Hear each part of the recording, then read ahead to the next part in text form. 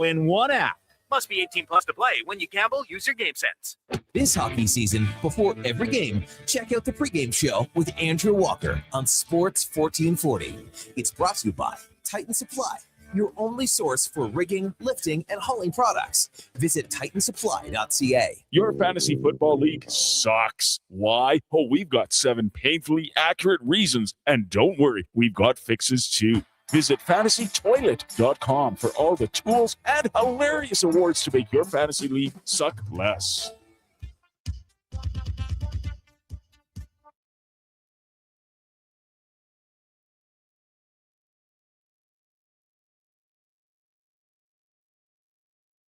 The Lowdown with Lowetide on Sports 1440. Author, musical connoisseur, sports know-it-all.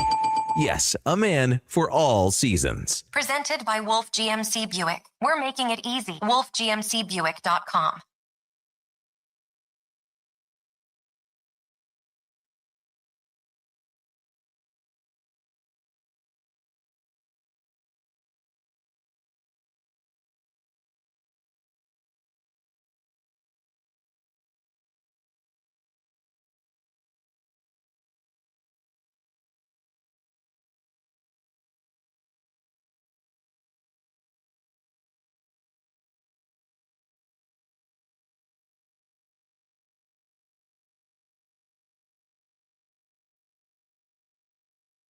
Welcome to the Lowdown.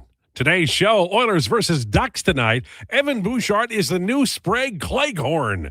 Plus Seattle Seahawks, Cash and Geno Smith, and then Sam Darnold comes in, and they're going to the Super Bowl against the Patriots. What a weekend in sports. Late breaking news. The Oilers have recalled Josh Szymanski and Kasperi Kapanen going to be in the lineup tonight. So much to talk about today, and we'll have it all for you as we roll along.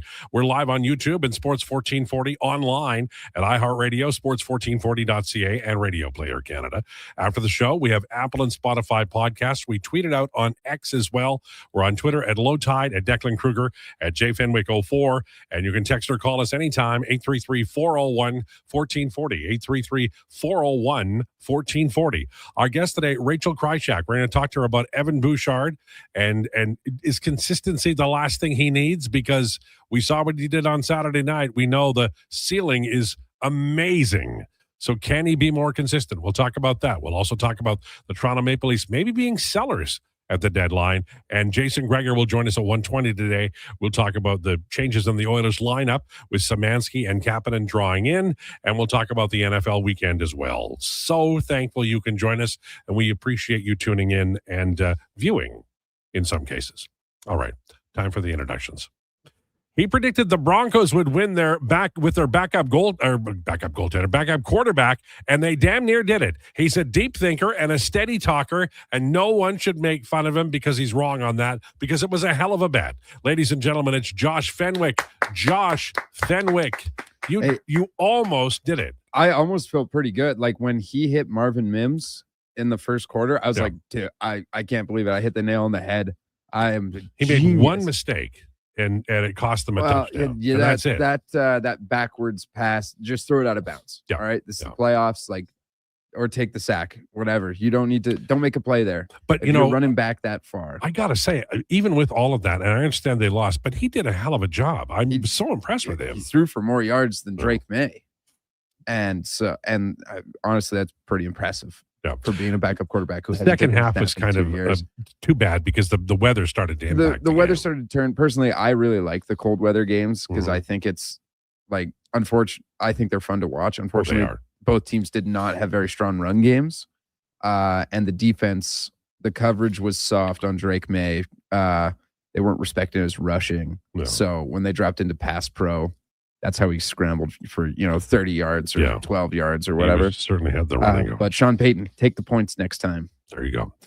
He predicted Seahawks and Patriots in the Super Bowl, so he's right and rain, but he knows in his heart this should be the Bills' Super Bowl. Ladies and gentlemen, it's Declan Krueger. Declan Krueger. Well, Yes, to the second part, I absolutely wish it was the Bills there. It should have been. This was their window. This was the chance they had to do it. I do have to correct you, though. I actually didn't pick the Seahawks. I picked the Rams. Oh. I should have known better in the rubber match. I should have gone with the Trojan, Sam Darnold. I didn't make that call. But listen, he dispelled a lot of naysayers. He did. Nearly 350 yards, 3 touchdowns, was calm, was collected, was composed. He was poised. I'll tell you this, what the Seahawks do defensively with how Sam Darnold just played in that game, like outplaying Matt Stafford, who was an MVP candidate, probably going to win it. A lot of respect for him, and I will be picking the Seahawks in the Super Bowl. So we're going to get to the Oilers in 2 shakes. I just want to ask both of you this question. What was the more impressive move by the front office in each city? Was it hiring Vrabel, or was it punting Smith and replacing him at quarterback with Darnold? Well, like, Geno Smith kind of made that decision himself because he hit free agency and he went out and got that bag from the Las Vegas Raiders. Now, obviously, the Seahawks could have paid him. But I think from that respect, the way you phrased it, the Patriots getting Vrabel and moving on from Gerard Mayo, he was only there for a year, but they said, nope, this isn't what we're doing. Not good enough. We're going to go get someone else. They get Vrabel. Right. I think that was the better move of those two. Josh? Yeah, I think getting Vrabel was better. However, I think it's quite close. Just going, yep, all right, we'll take Sam Darnold, giving him the money that they gave him, and everyone going, how is Sam Darnold worth that much? Didn't you just see what happened in the last 2 weeks of the season? And now they're in the Super Bowl, so it paid dividends. But yeah, so first blush, Seahawks are going to win. We all agree. Oh yeah, yes. Seahawks to cover too. See, you said that to me before the show. I nodded along. I wasn't really paying attention. I actually would have had the line at like 3.5. Really? I think the line is actually a little too big. I don't think it's big enough. Just based again on watching all the games from this postseason so far, I think the Seahawks are a far superior team to anybody that the Patriots have faced because they have a better offense than anybody they faced. Their defensive coverage is so bad that nobody was open. Oh, yeah. Seahawks are really good. They can run, man. Seahawks are great. Seahawks by like 14. But will Vrabel have any trick plays or some kind of weirdo stuff? Was it him that had the flea flicker yesterday? I think it was. Somebody did. Yeah, because there was a flea flicker yesterday. I think it was the Patriots. Because Ramondre Stevenson or whatever started to take it up the middle, passed it back to Drake May. He hurled it down right in the breadbasket for I think Hunter Henry it was. So I mean, if he has some stuff like that, I think for sure it'll happen. But it's got to happen quick because the defense for Seattle is so quick. And we'll have major Pro Bowl coverage coming up. I'm teasing. Super Bowl's 2 weeks away. And it's this timeline now. Can we agree this is going to be nuts? You've got curling. You've got the Olympics. You've got the Super Bowl and all the things that are around it. Like the NHL takes a few weeks off, so that's gone. But this is going to be wall-to-wall coverage of wall-to-wall events here in the next couple of weeks. It's going to be a fun time if you're a sports fan. All right, here we go. Edmonton Oilers made a couple of things happen today. One was getting Kasperi Kapanen activated. He'll play. The other was they called up Josh Szymanski. He's a pretty decent-sized center. I think he's 6'3", 205, something like that.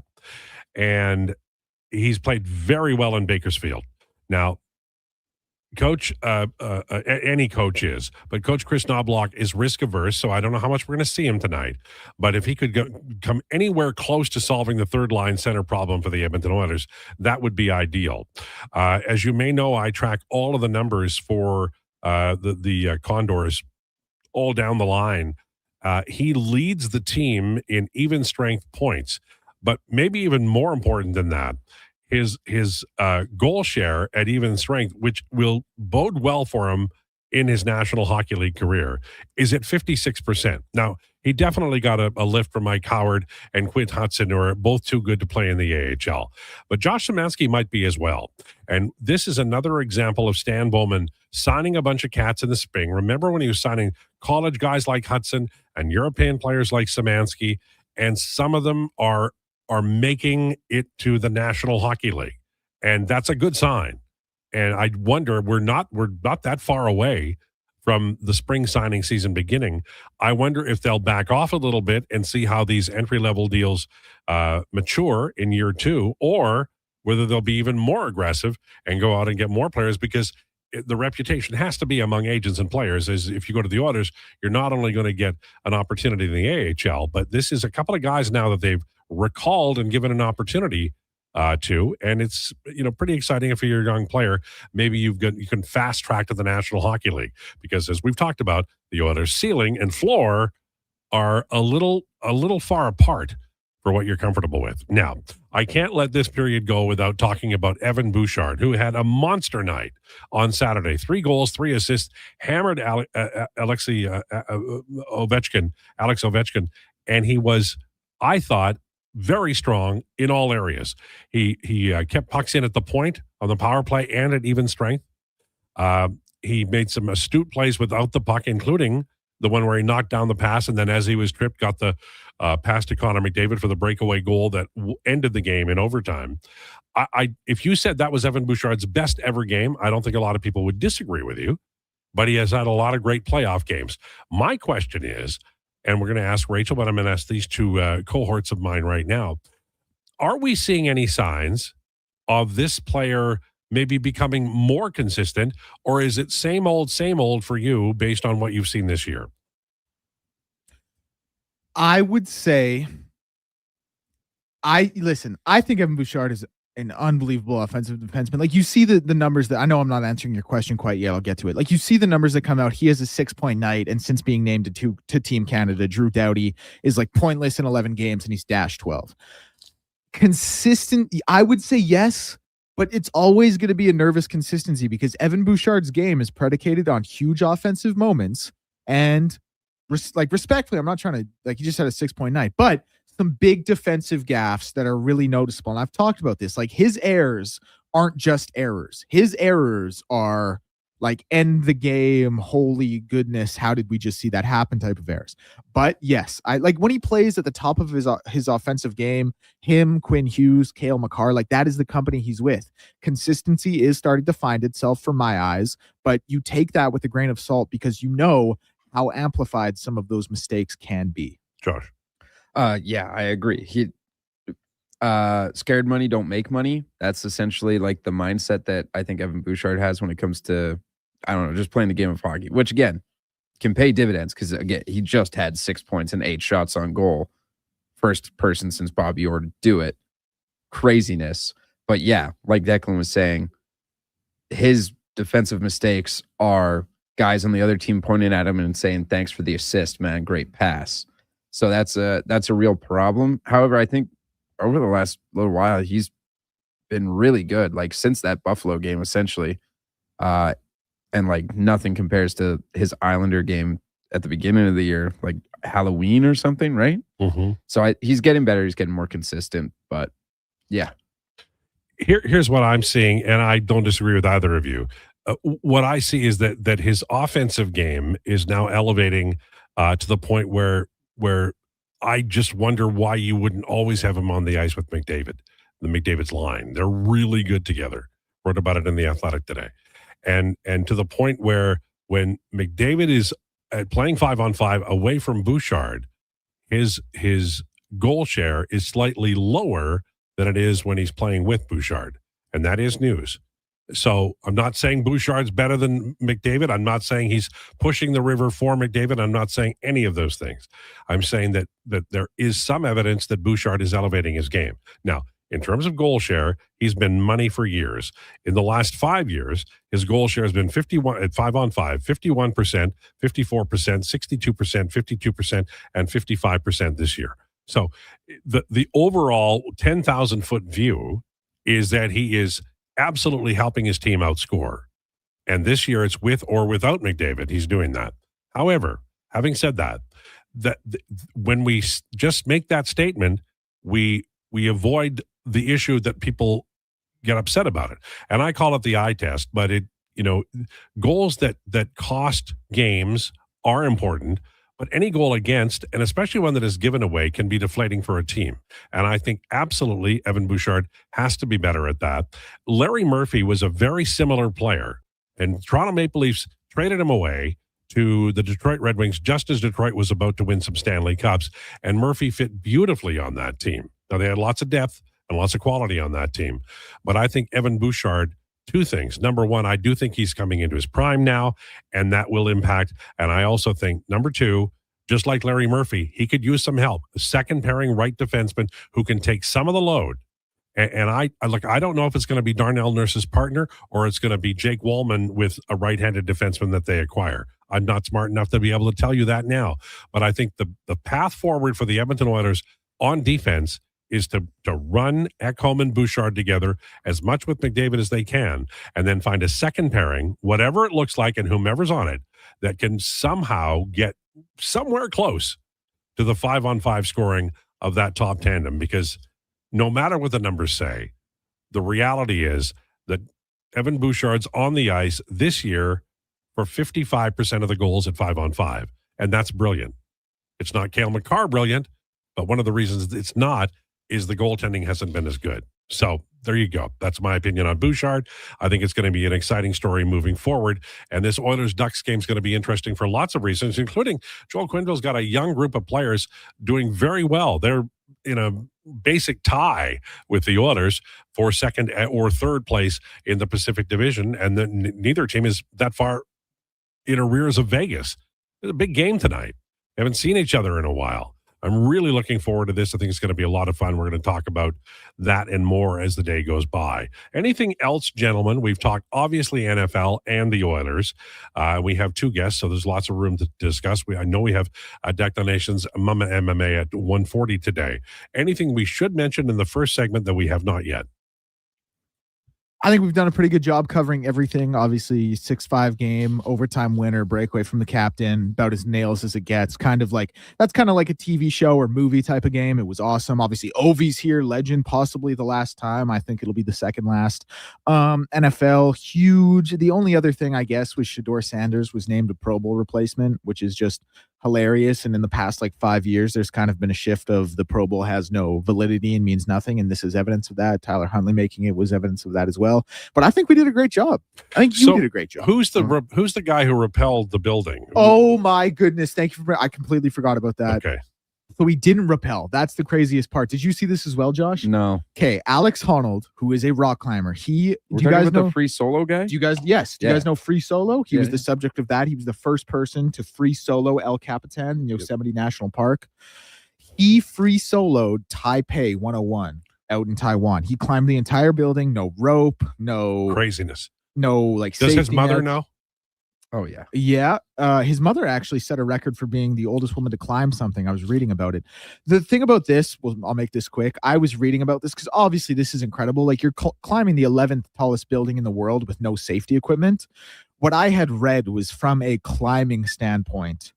El Capitan is as difficult or pretty much as difficult as it gets. From a pure climbing standpoint, this one was actually pretty easy for a climber of his caliber. Okay. But and just to give kind of a little bit more background, him climbing El Capitan, doesn't get talked about near. It's one of the most probably the most impressive thing a human has ever done to free solo El Capitan. I just want to say one thing. Also, this is not related to free solo or anything or like Han that. Solo. Yeah, sorry. You kept asking us last week what's going on in the NBA. Something big happened on Sunday. Derrick Rose got his jersey retired by the Chicago Bulls. Nice. Youngest MVP in NBA history. Beloved, one of my favorite players to go back and look at. So I just wanted to say shout out to D Rose and getting his jersey retired. And injuries suck. Injuries suck. And Tibbs, what were you thinking, man? It's like telling Sean Payton to go get the points. You're winning. You're not losing. Take him out of the game. All right. On the way, just ahead, rumors. We got Rachel Krychak at 12:40. Jason Gregor will be joining us at 1:20 today. And we have Declan Nation's Mama MMA, a stacked show. And it's all starting next. Lowdown with Lowetide on Sports 1440 and YouTube. I skipped breakfast this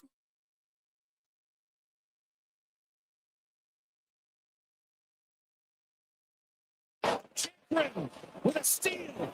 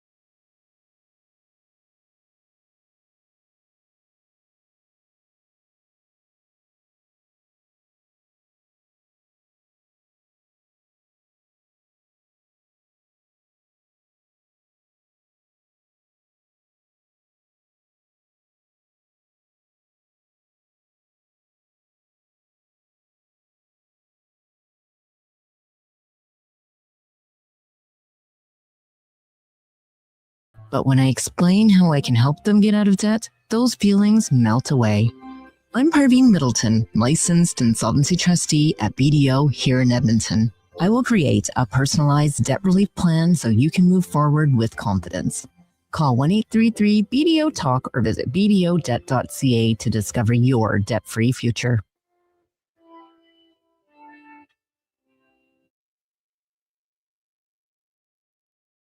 The Lowdown with Lowetide on Sports 1440. Can you fit Sports Encyclopedia on a business card? Presented by Wolf GMC Buick. We're making it easy. wolfgmcbuick.com.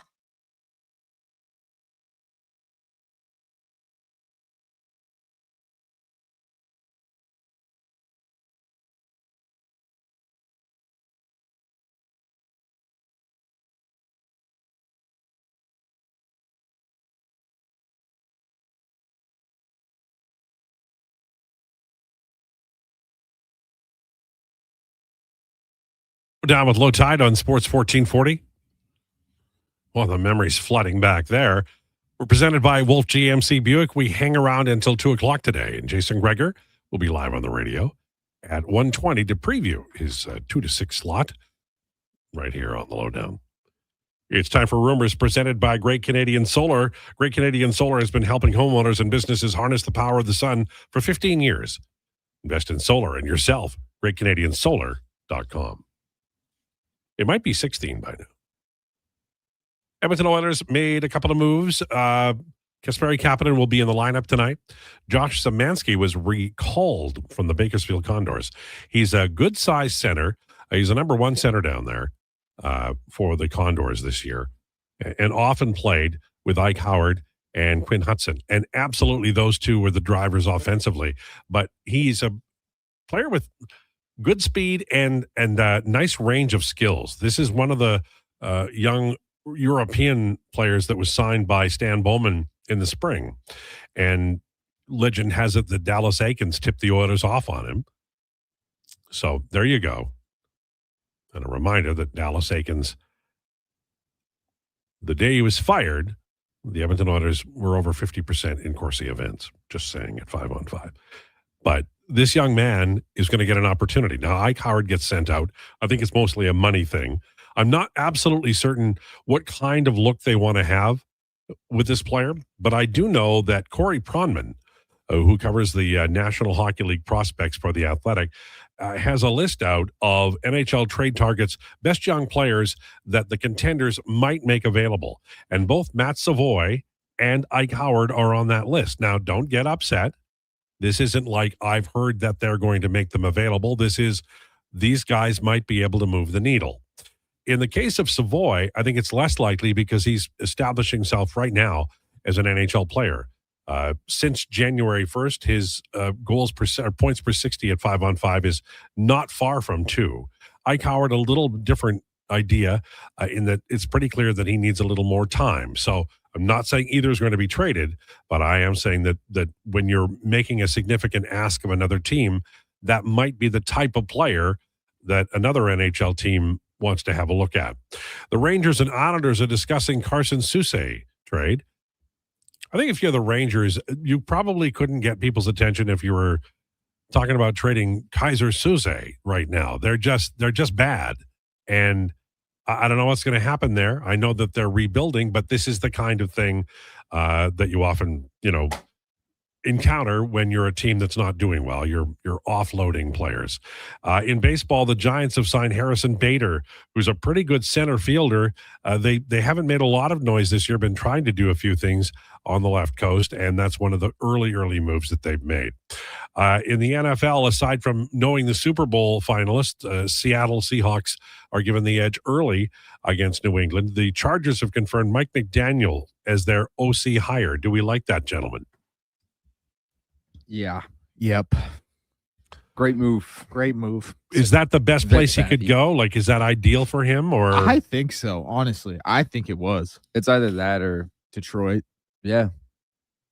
He's got a Unless, great quarterback to work with. Mhm. He's got some weapons. He's under the tutelage of a really good head coach.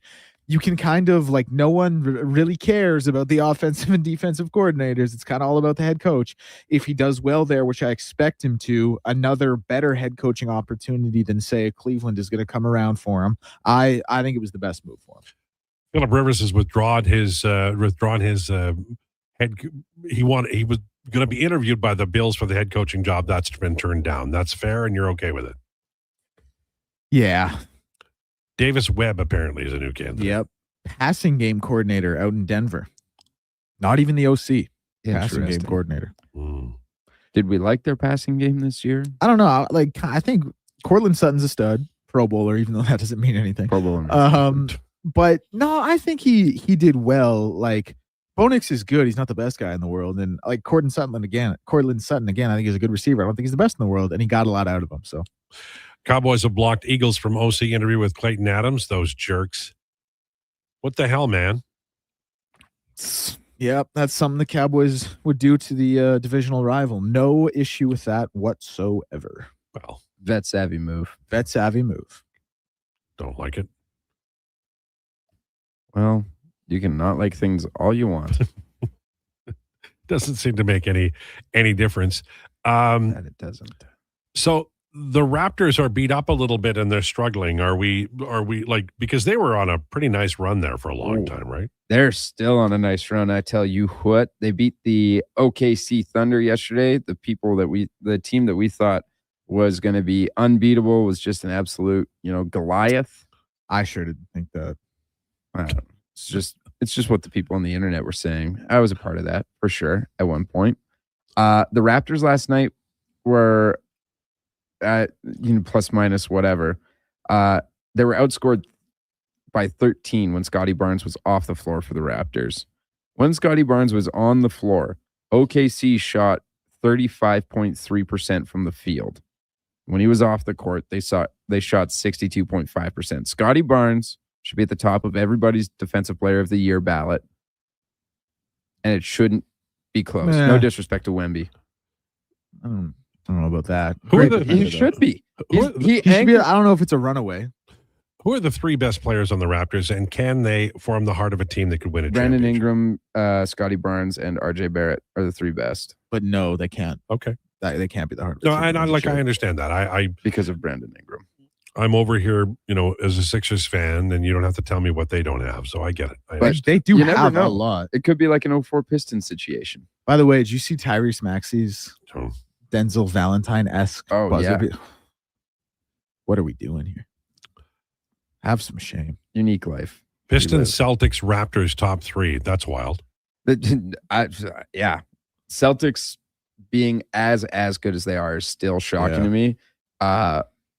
Talk about runaways with an award, though. JB Bickerstaff being the coach of the year this year, which is crazy because Joe Mazzulla is sneaky doing unreal things with the Celtics too. But I agree, clearly it's JB's. The Pistons here's terrible. Here's the other thing, Detroit, they're still not that good when you watch them, but their record is great. But they just win games. And credit to them. But when you watch them, you're like the Patriots this year. Yeah. So. Except Cade Cunningham's better than Drake May. Just saying. Maxey's having a great year. Great year. Maxey is unbelievable. And if it wasn't for Luka and Shea, he'd be the leading points per game guy in the entire NBA. Yeah. I'll believe you on that. I don't have it in front of me, but I believe you. He's top 5 in my MVP ballot. He's probably 5th, but still. Hey. It's a really impressive place to be. Yeah. When you're on a bottom feeding team a rudderless ship that is the Philadelphia 76ers. Embiid's played good that one time. No, he's when he plays, he plays very well. Again, really great player, but it's just few and far between. The best ability is availability, and he does not have it. But Tyrese Maxey is really shouldering a lot of stuff for them, and this year is sort of a revelation for me with him because in the past I just thought, shot chucker. I totally agree. I never thought, granted, Philly's still only 24-20. It's not like they're running, but I never thought he could really be a guy. Maybe I shouldn't say never, but I didn't believe he could be a guy who could put up 30 on a team that was going to contend and win games. And he has been. Well, good for him. Be a winning player, essentially. Be the best player. Be what everyone thought Bradley Beal was. And so the 76ers should immediately trade him, right? Because they're not going anywhere. No. God, no. No. This is your guy that's selling tickets right now. And it's like there's the 6th seed. Yeah. Like it's not like they're Brooklyn or Washington. It's true. How many of their own first round picks do the 76ers have in the next 5 years? It's a good question. Let's check. You guys can do something else. I'll look this up. Yeah. It's literally on ESPN. You can go to the team and see their picks. I was doing that when I was making up the mock trades for Giannis, who, by the way, I guess that's another rumor that just came out. Do you guys follow world news at all, or is it just all this? Oh no, I follow world news. Okay. I mean, I do my best, but it makes me sad. Yeah. Well, From Jake Fisher, the Milwaukee Bucks are coming to the realization that trading Giannis Antetokounmpo might be best for both sides. Oh, that's bad. I would have remembered that if I didn't. If you're picks Milwaukee and you trade a like it's like trading Kareem. You're never going to get that guy again until you draft him. No. Like this is a thing that I guess I can't say it doesn't happen because Luka literally got traded last year, which is insane. Yeah, but NBA rigged. So, but NBA, I rigged. agree with that's that. true, And they do it. Oh, they do it. That corner of that envelope was creased. It was. What? Huh? It was. Oh yeah, for in sure. 84. For Ewing? Yeah. Yeah. Oh, yeah. And then one of them was cold, right? Yeah. Which one was that? I think it was Ewing too. I think it was cold and creased. Was it actually? No. Oh. It was Stern, right? Yeah. Stern. I don't put much stock into the idea that I'm lying to you now. Yeah.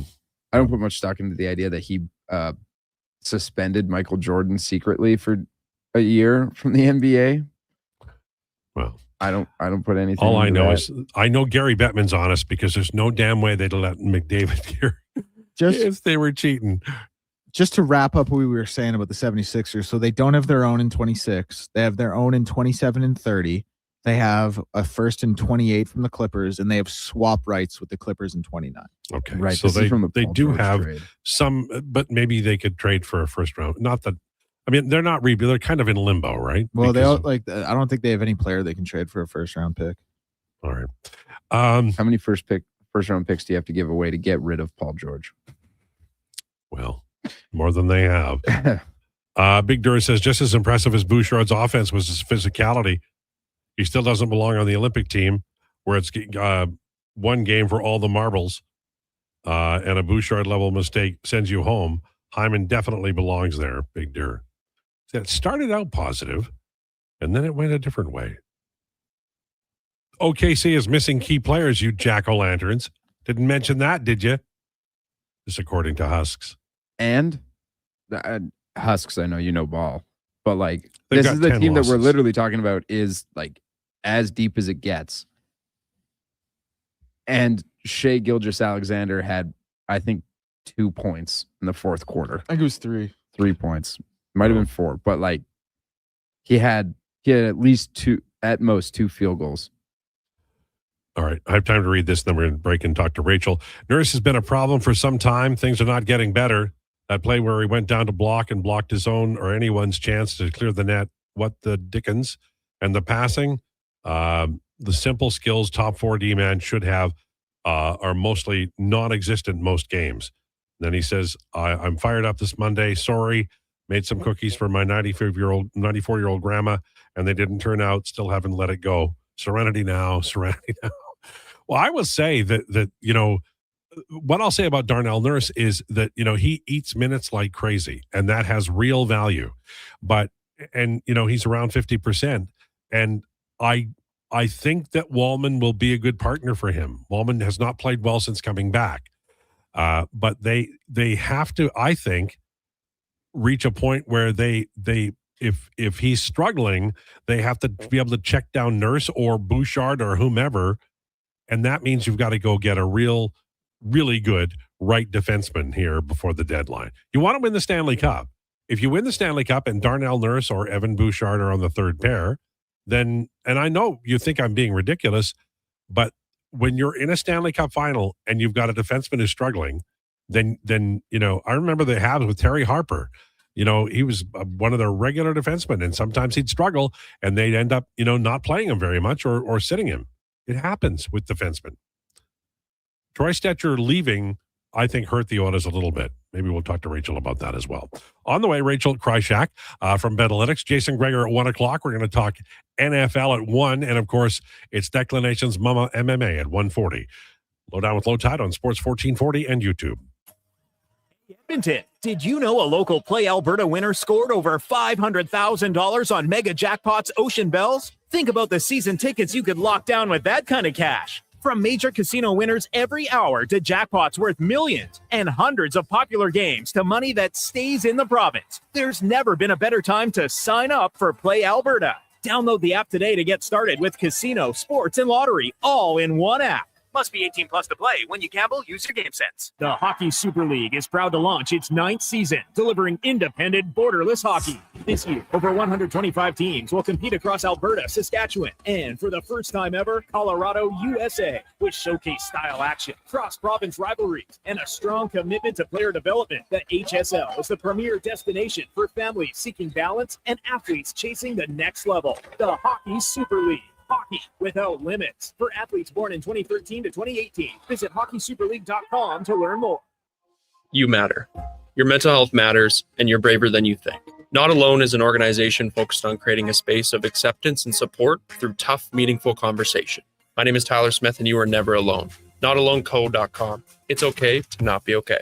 60 years ago, we started selling trucks as Western GMC Buick. Today, we are Wolf GMC Buick. We're still located on the corner of 184th Street and Stony Plain Road with the same ownership for over 2 decades. Our customers have trusted our family-owned, community-driven business. And for that, we are thankful. If you're looking for a truck or SUV, pop in and one of our seasoned professionals will get you a great deal, hassle-free. Come trust our team at Wolf GMC Buick.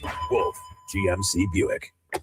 We're making it easy. Whether you're a craft beer connoisseur or more of a wine aficionado, there's always something new to discover at Sherbrooke Liquor, a unique, family-owned, independent liquor store. The selection? Incredible. The non-alcohol section is also very impressive. Sherbrooke Liquor, expert, knowledgeable staff with a passion for unique finds. More than just a liquor store, we're a community. Alberta's best, the one and only Sherbrooke Liquor. Wine, spirits, and oodles of beer. Visit SherbrookeLiquor.com. Japa Machinery Group knows that XCMG may not roll off the tongue, but Japa's team will help keep your construction jobs rolling on time and on budget with heavy equipment sales and rentals. Visit JapaMachinery.com to find out more. Does your New Year's resolution include saving money? Then don't miss the store-wide inventory clearance at the Brig. Save up to 70% off in-store clearance items. Buy more, save more on bedroom and dining furniture. Up to 25% off. Save on select major kitchen appliances. Plus, buy 2 or more and save the tax. Finally, a resolution you can keep. The Brig, saving you more. Some exclusions apply. See in-store for details. 24 hours a day, 7 days a week. Edmonton sports fans stay informed with Sports 1440. Stream us. Listen to us on the AM dial. However you consume this radio station, thanks for listening.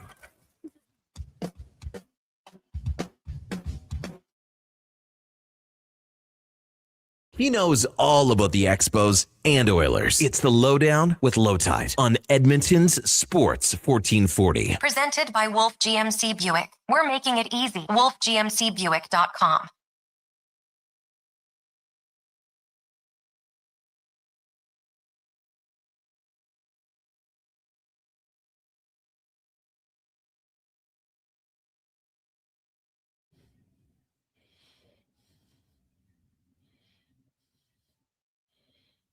Lowdown with Lowetide on Sports 1440.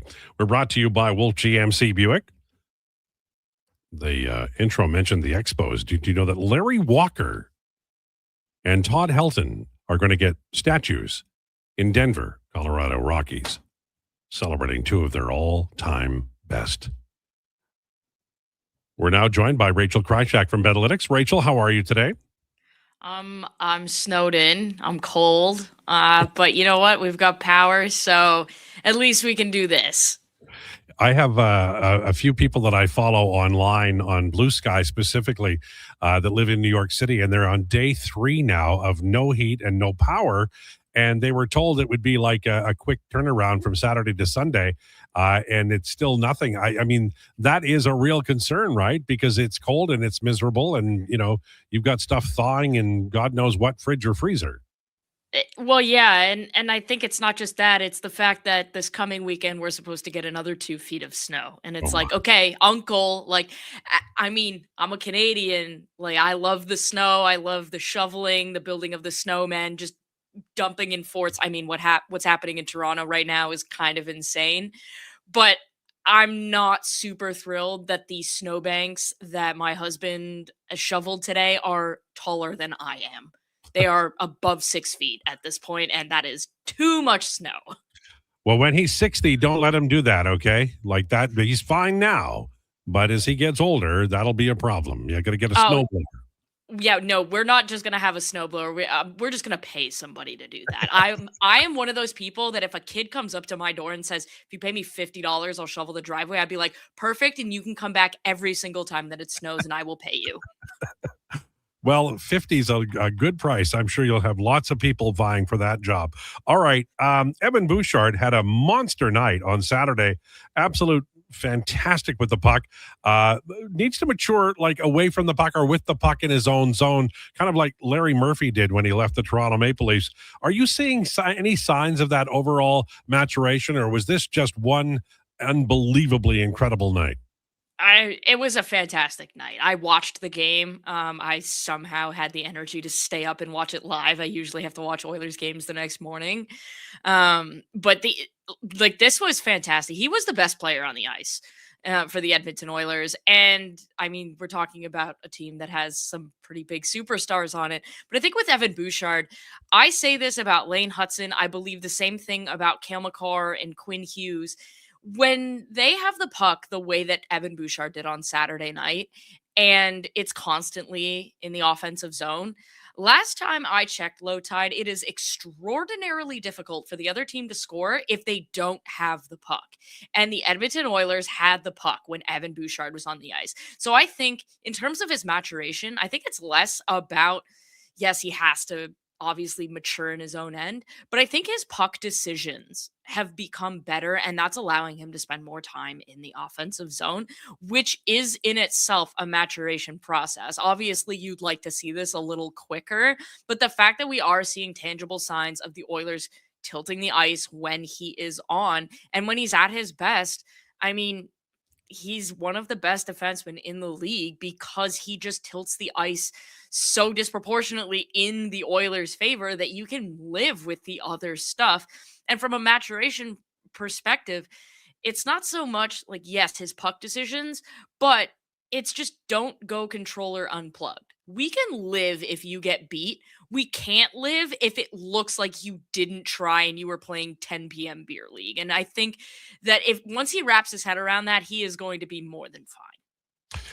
I watched Ovi and I felt I watched him closely. Haven't done that for a while, and I felt I love him as a player, but he looks a little slow. Am I just misreading it? Is the gray tipping me off to something that's not there? No, he's slowing down. I mean, the great thing about Ovechkin is, I mean, the guy could probably play till he's 45 because you could quite literally. I mean, there are players that play 8 minutes a night, 6 minutes a night. Alex Ovechkin, in theory, could play till he's 45, and basically the way he's deployed is he doesn't play a second at even strength unless they're trailing by a goal late, and you just put him out for the full 2 minutes on the power play. Like, I could see him do that just to get to 1,000 goals or whatever, but yeah, he absolutely is slowing down. The thing is the power on his shot is still very much there, and I would highly recommend covering him on the power play. It's kind of insane that we need to say this in the year 2026, but that's something where he was this overpowering freight train at the beginning of his career, and then he figured out he can't just hit everything that moves and be a complete loon ball on the ice, and he remade how he managed offense, and he's still very powerful, but it's a little bit different. And now as he's aged, that's really helped him because he doesn't have to rely on that power game that he did when he came into the league. And he's still absolutely one of the best scorers in the NHL. The guy's probably getting 35 goals this year. And there's not a lot of 40-year-olds that I can remember in the National Hockey League where you could just mark them down in pen for 30 plus a year. No, it's true. Rachel Krychak, our guest from Betalytics, Sports 1440 and the Lowdown with Lowetide. You analyze NHL performance and trends every year, and I'm just wondering in the work that you're doing now, when you look at like a team at Edmonton, I guess maybe Western Conference teams because they have more travel, how much does the schedule factor into inconsistent season? Is it more of a factor this year, in your opinion, than maybe in non-Olympic years? I think it's less about inconsistent season, and it's more about the level of strain we're asking the players to play under. It's the same amount of travel because you play the same amount of games, but it's the same amount of games in 3 less weeks worth of time. And that's a really big problem. Not only is it a problem in terms of results, so like a team has their ups and downs, but like let's be realistic about it. That I've done a lot of studying on the human body and how sporting affects it. And anytime you're playing a condensed schedule, that's going to have a negative impact, and the rate of injury skyrockets. And I think it's probably not an accident that you're seeing guys get banged up the way that they're getting banged up. I mean, it feels like the entire Toronto Maple Leafs team is broken in some juncture. Simon Edvinsson is out until after the Olympic break for the Red Wings, and that's a top pairing defenseman. Like, this is a really, really big problem, and I think we ought to really consider the fact that we're adding 2 extra games next year for I don't really understand why, outside of lining the owner pockets. So I look at this and I go, it's totally fine to have ups and downs. I think you really need to consider the wear and tear on the players. And I really wouldn't be surprised if we got down to, we'll call it the final 5 or 6 games of the year and playoff matchups are locked in. If guys specifically who played at the Olympics were told you're taking a seat for the next couple games, I don't care what your point total is. It doesn't matter, because the level of condensed schedule that guys like McDavid, McKinnon, Makar, Pasternak, Mo Seider, Leon Draisaitl are going to have played, it is going to factor in terms of their ability to perform in the playoffs. Yeah, that's all fair. You've mentioned on this show previously, and you just alluded to it a little bit about the Leafs, but you've said previously they should consider selling. Have they reached that point, in your opinion? Is there anything on the Toronto roster, Troy Stecher aside, who's playing unbelievably well, who could maybe help the Oilers and is available? Yeah, so do I think the Leafs absolutely need to do this? Yes, I do. I know I'm not alone. I think there are probably some people in the organization that feel that way as well. But there's one player on defense outside of all Troy Stecher that I would look at, and that's Oliver Ekman-Larsson. He's got 2 more years at a highly affordable contract for what he's capable of playing. So that's somebody I would look at just in terms of his ability to break the puck out, his ability to defend. He's won the Stanley Cup. He understands what it takes. And he's a guy where if you do have injury issues, he can play on the power play, and that's important. And then the guy up front that I would really look at, I think Scott Lawton's always somebody that's going to be valuable for teams that believe they're a contender. But Bobby McMann is somebody I would seriously give consideration to if I were the Edmonton Oilers, because he's a big, rugged winger and he can score. And that matters. He's a pending UFA, so you don't really have to worry about him after this year if you don't want to. But he's got a super palatable contract right now. And that's a guy who can play in your top 6, who can score, can contribute, can get in on the forecheck, brings a little bit more size, which you know you're going to want in the playoffs. I think he could be really, really helpful for the Edmonton Oilers. Interesting. That's an interesting name. All right. Anaheim Ducks in Edmonton tonight, a young emerging team with a veteran coach. How good are they? Like, have they been tested enough that you believe they're top 3 to contend, or is there a bubble that could burst? Oh yeah, no. I do not think they're that good. I think they are well on their way to being an absolute problem in the Pacific Division for years to come. They've built through the draft. They have one of the best development systems in the entire National Hockey League, and they've got a goaltender who is already Vezina caliber. So that is really good. Then when you tack on the fact that they've got Joel Quenneville behind their bench, that's going to be difficult to deal with for a very long time. I just don't think that they're quite there yet. Beckett Seneca is still a rookie. Leo Carlson is hurt, but he's also still very young. Cutter Gauthier, very young.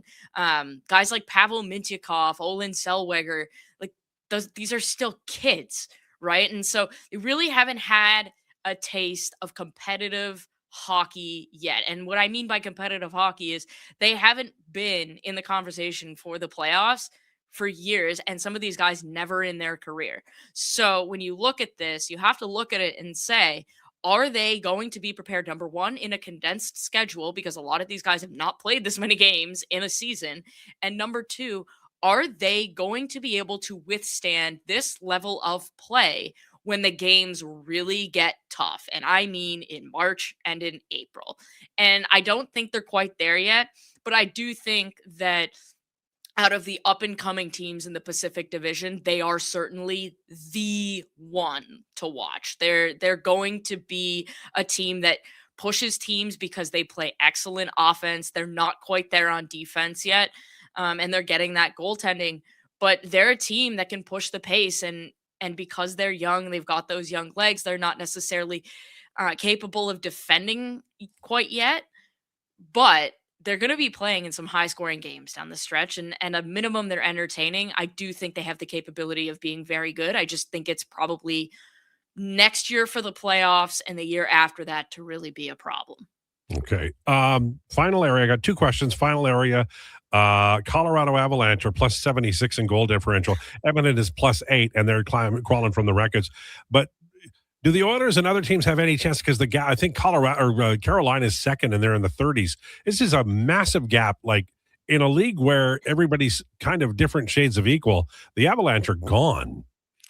Yeah, and it's interesting. Like the only reason the Avs have remotely fallen, quote, back to the pack is because they haven't been fantastic of late. And in terms of like winning in regulation, winning at all. So that's been interesting.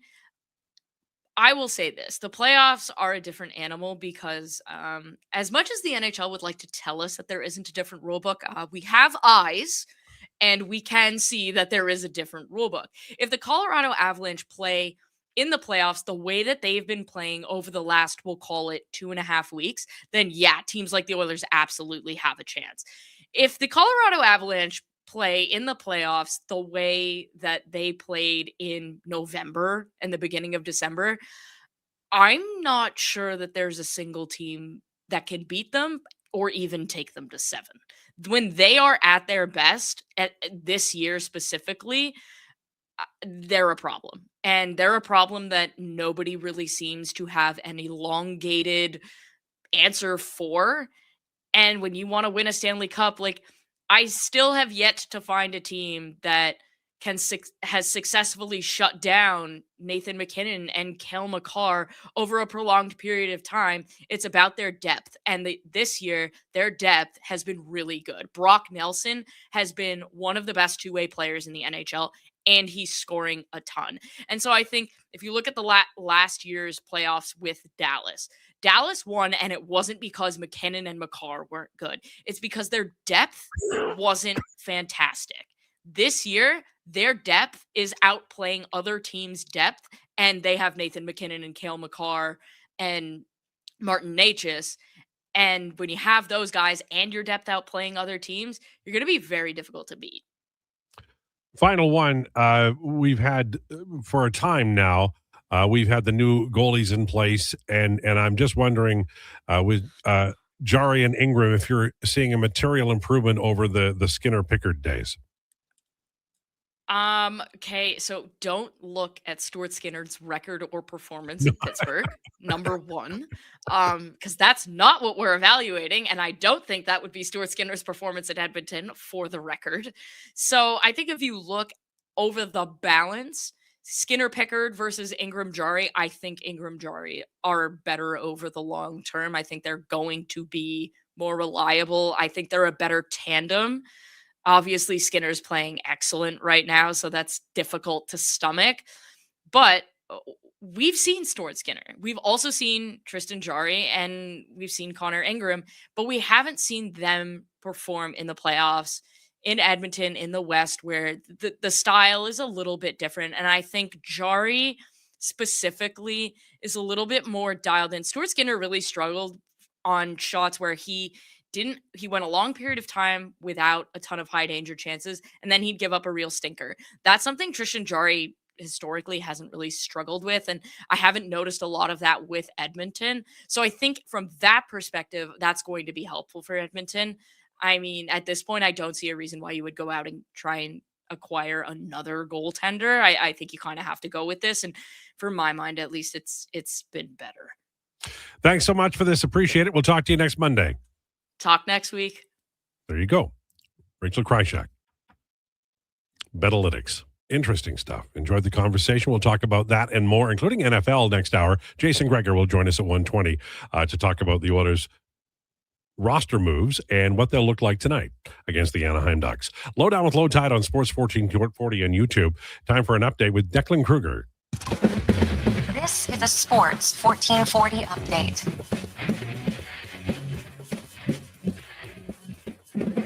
Brought to you by Sean Cunningham of Remax Real Estate. Get the home team advantage for your next move in the Edmonton area. If you're thinking about buying or selling a home, call or text Sean directly at 780-265-0165. That's 780-265-0165.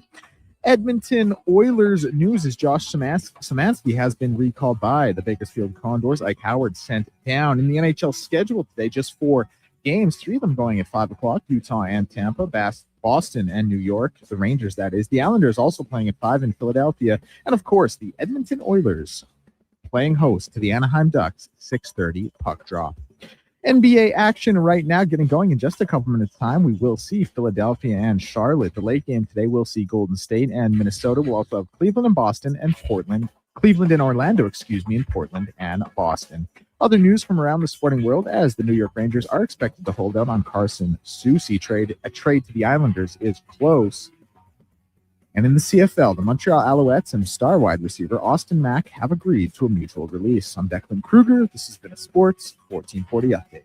Sports 1440, Stingray radio station. CKJR broadcasts from West Edmonton Mall and Wetaskiwin. Download the free Stingray music app and listen wherever you go. Wing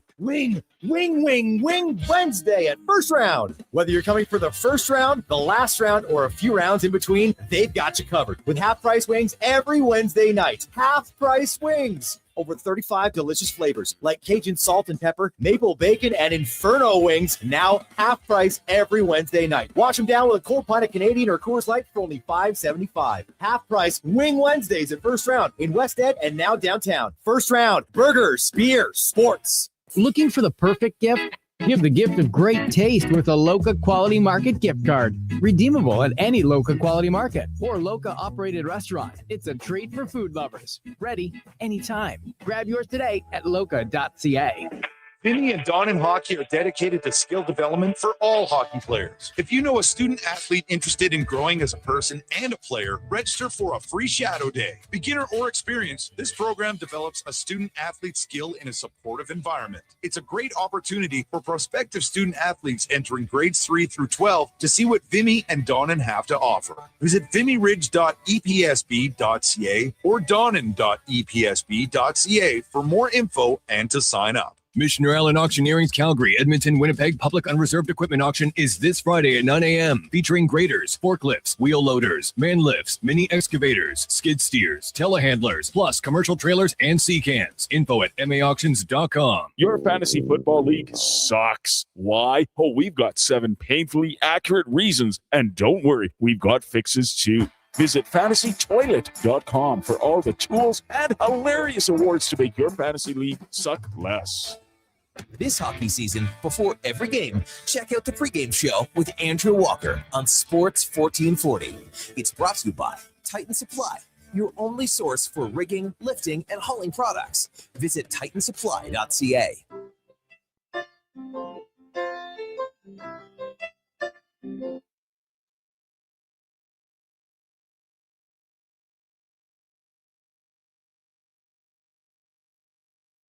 Here's the Lowdown with Lowetide on Sports 1440. Presented by Wolf GMC Buick. We're making it easy. WolfGMCBuick.com.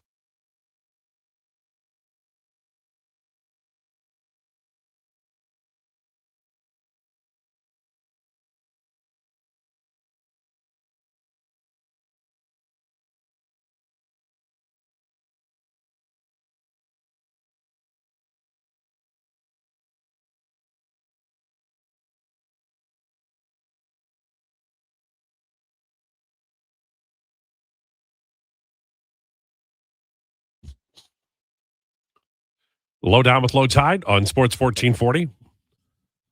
Thanks for joining us. Declan playing the really good tunes today.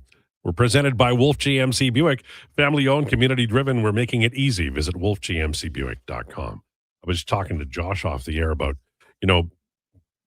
years and years ago, there was a terrible storm in Toronto, a snowstorm. They had to call the army in, and everybody was making jokes. I happened to fly in. We were a junket that was headed to Jamaica. And like, it's real because there's so many people in Toronto, and we can mock and make fun and whatever, but it is a new experience for Toronto because they don't get snowfall like that, and it's all cleared away, and by the next morning everybody can drive to work. It's like a major car city. And it was absolute gridlock. It ground everything to a halt. Nobody could move. And so, not only, the folks who live in America, but also in Canada, if you are tuning in and you're from a place that is digging out right now, we in this part of the world are more used to that probably, and we feel your pain. And we hope everything goes well. And Rachel's saying that there might be some more snow next weekend, which just literally is the worst thing ever. But, hang in there, and hopefully everybody will be okay. And we're crying out loud. The one thing I always worry about, especially when we had little kids, with the power went out a couple of times, and you're constantly aware of that. You have little children, right? And so hopefully the power gets back for everybody. LTI shall mock Toronto every day from Bad Captain. And that is fair, right? But not in a situation where, they might be in a little bit of peril. We want to mock their hockey club, most especially, their CFL team for sure. I don't think we have any anger towards their basketball team. And certainly their baseball team has, not my team, but a lot of people are big fans of the Toronto Blue Jays. Are you sure we're used to it out here with the level of complaints people have had? It's like they've never seen snow, Triple C in a truck. Yeah, two things I will comment about in terms of this winter. Number one, it's really not been a bad winter. Number two, I think part of the problem is people are driving way too fast. Speed is not your friend. Don't ignite your ignition and drive through when your car is out of control. Don't hit the brakes either, but don't hit the gas, for God's sake. I've seen probably 10 cars go in the ditch in the last, since Christmas. And it's just like too fast. Especially, if you're on the Henday, that road is as manicured as you're going to get on the prairies. It truly is. So I think the problem is people trying to get onto the Henday from ramps, and they're going too fast. Just my opinion. Can you please talk about how Ovi would already be at 1,000 goals if it wasn't for losing 2 full seasons in his career, 1.5 to lockouts and half to COVID? Sure, absolutely. But if I do that, then you have to let me talk about Jágr signing over in Russia for no good reason, because he would be a record breaker as well. And I am a big, full-fledged, absolute cheerer honor of Jágrmeister, as well as Ovechkin. I'm not one of those people who says, well, if you take the slide rule and you figure this and this and this, then some other guy is the best all-time scorer. Ovi's the best all-time scorer. Anybody who disagrees with you, I mean, you could say, well, he scored this many goals in this number of games and somebody else scored, this many in a shorter period of time, but that's not the record. The record is all-time greatest goal scorer, and he is Russian, and his name is Alexander Ovechkin. Agreed on Yager, says Matt Leduc. Well, thank you for that. Can we talk about the guy climbing a freaking skyscraper from Attica? We did earlier, but it's like there's a few things in my life that just scared the living hell out of me, and that would be one of them. Like if they said for $1 trillion, climb the side of whatever building, I would turn it down. There's no way on earth I would do that. I would rather eat bugs than climb the side of a building. But to be fair to you and him here, you haven't trained, your whole life to do that. No. I mean, I guess the equivalent would be if somebody said, make sure this sofa doesn't move for 10 years, then I would be able to do that. Yeah, like him doing that, it's pretty routine to a guy like him. And like I said off the top of the show, if you missed it, like people who know climbing know that this wasn't a particularly difficult route, especially for him. It was just kind of like the allure of it being a building as opposed to it being a mountain. Very fair. Very fair. Still insane, though. Don't get me wrong. Well, and his free solo of El Cap, insane. I would say this. I would say that you kids out there at home, don't do it. But if you've had as much experience as this fellow, then you're good to go. Cliff 77, Lowetide, could you cover off our better players in Bakersfield? Sure, I can do that. I would love to do that, as a matter of fact. So the best player on Bakersfield today is Ike Howard. He just got sent down. He absolutely moves the river, pushes it to sea when he's on the ice in Bakersfield. He doesn't touch the puck enough, and he's not in the right spot enough in the NHL yet. He'll get there. But as an offensive player in Bakersfield, he's got 23 points in 16 games. He is money. 72% even strength goal share. Quinn Hudson, you've seen, he's more of a two-way type, but he has real skill too. I'd say Szymanski is the best center on the team down there. He has size, skill, speed. He can penalty kill. Doesn't play on the power play a lot, but he gets a lot of points. He's got 24 even strength points, and that is one more than Seth Griffiths, the veteran. Robbie Yarvente is a skill winger they picked up from Ottawa. He's still young. He's a big player, but he's not overly physical, but he's a little bit rambunctious. He can pass the puck extremely well and shoot it well too. I do wonder if we'll see him this year. He certainly has enough skill to get here. Viljami Marhala is a player who's developed this season. He came over from Finland, and he was very one-dimensional early on. He's got 17 power play points. I think that leads the team. But he's come on lately at 5-on-5 and improved quite a lot. And I don't know that he's going to play in the NHL this year, but I think he might have an NHL future or play some games in the NHL. Connor Clattenburg, you know about. He's played up here. He's a very physical player, brings a lot of aggression and truculence, and is an agitator, and he can fight, although he's hurt now. Got Jason Gregor reporting last week, hand surgery. He had an eye issue earlier. Those are the forwards. Two young defensemen you'll want to know about. Bo Aki, right-handed defenseman, undersized, about 6 foot. Great skater. Backwards, forwards, sideways, over, under, sideways, down. Really good. He's come along as well. He's at 60% goal share at even strength. Started slowly. Actually was hurt, then started slowly, but he's come on. Damien Carfagna, a couple of years older, left shot defenseman, also smaller. He's done some good things as well. Neither of these cats play a lot on the power play, but they have great coverage. They can close a gap, and they're learning on the job. I think they might have NHL futures. Atro Lepinen is a little older Finnish player. He's hurt right now, and he has been a bit of a disappointment, but improved from what was a disastrous start to the year. Connor Ingram, you know about. Connor Unger is getting a lot of publicity now. He's got a .946 save percentage in 7 games. He was from Brock University, the Ontario University division, and they signed him.